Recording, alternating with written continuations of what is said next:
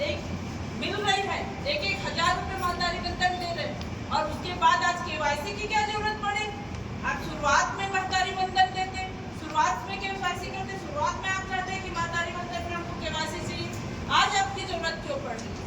आज नई बहुओं का पोर्टल नहीं खुल पा रहा है। यहाँ अपराध इतने ज्यादा बढ़ चुके हैं। कवर्धा में सबसे पहले आती बात, छत्तीसगढ़ में अगर अपराध की बात है तो कवर्धा का नाम सबसे पहले आता है, लेकिन छत्तीसगढ़ राज्य की सरकार भी और पूरे देश की सरकार भी अगर कहीं भी अपराध हो रहा है तो महिलाओं के सम्मान पे उस पर विशेष ध्यान देके वो कार्रवाई नहीं करवाती, और आज राजनीति करने में लगी है महिला बिल को लेके, ताकि वो बंगाल का चुनाव और साउथ का चुनाव जीत सके। लेकिन पूरे देश में महिलाएं देख रही हैं कि वास्तविकता में आज कैसे भारतीय जनता पार्टी दोहरा गेम खेल रही, दिखाने की कुछ और है और काम करने का कुछ और। जैसे हाथी के दांत होते हैं ना, दिखाने के कुछ और, खाने के कुछ और उनकी मंशा ही नहीं है कि महिला आरक्षण बिल पास होके लागू हो जाए। पास तो हो चुका है, लागू हो जाए, ये नहीं चाह रही है कि लागू करना है। सत्ता उनकी है, सारे लोग उनके सपोर्ट में थे, जब सहमति मिला तभी तो ये पास हुआ था 2023 में। फिर आज लागू करने में उनको दिक्कत क्यों हो रही? आज तत्कालिक स्थिति को अनुसार वो पास कर कि भारतीय जनता पार्टी झूठ का फैला दिया है, सबकी जगह भ्रम फैलाने की कोशिश कर रही है।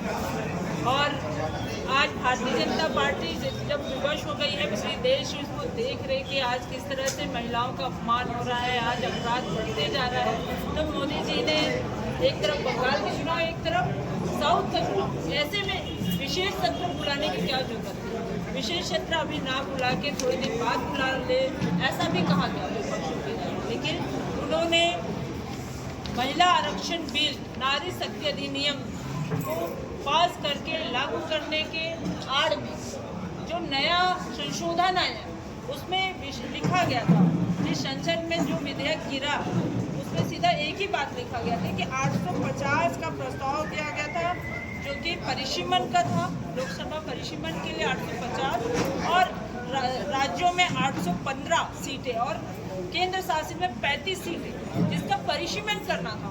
तो परिसीमन के लिए 131वां परिसीमन संशोधन लाया गया, जिसको पूरे राज्यसभा लोकसभा तीनों सदस्य जब बात रखेगी तो उसमें एक ही बात आया कि अभी तत्कालिक स्थिति के अनुसार आप ये आरक्षण को लागू करिए, जो कि पास हो चुका है 2023 में।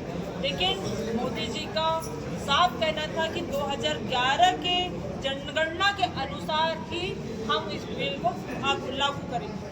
मैं कहना चाहती हूँ, क्या संविधान में ये लिखा है कि पीछे होके काम करें, कि ये लिखे कि तत्कालिक स्थिति, आज की स्थिति, और अभी अगर आप जनगणना करवा रहे हैं तो आप जनगणना जो आएगा जनगणना का रिपोर्ट, उस स्थिति के अनुसार आप परिसीमन करा के आप महिला बिल को लागू करिए।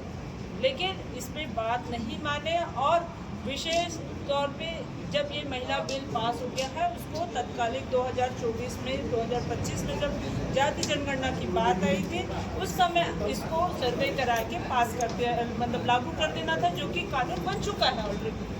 लेकिन मोदी जी ने भ्रम फैलाने का काम किया और महिलाओं को उनका हक छीनने का काम किए, और एक तरह से चुनाव में जो बंगाल और साउथ में जो चुनाव हो रहा है उसमें अपने आप को राजनीति करने की कोशिश की, ताकि वो वहाँ पे वोट बैंक बना सके, महिलाओं का सपोर्ट ले सके।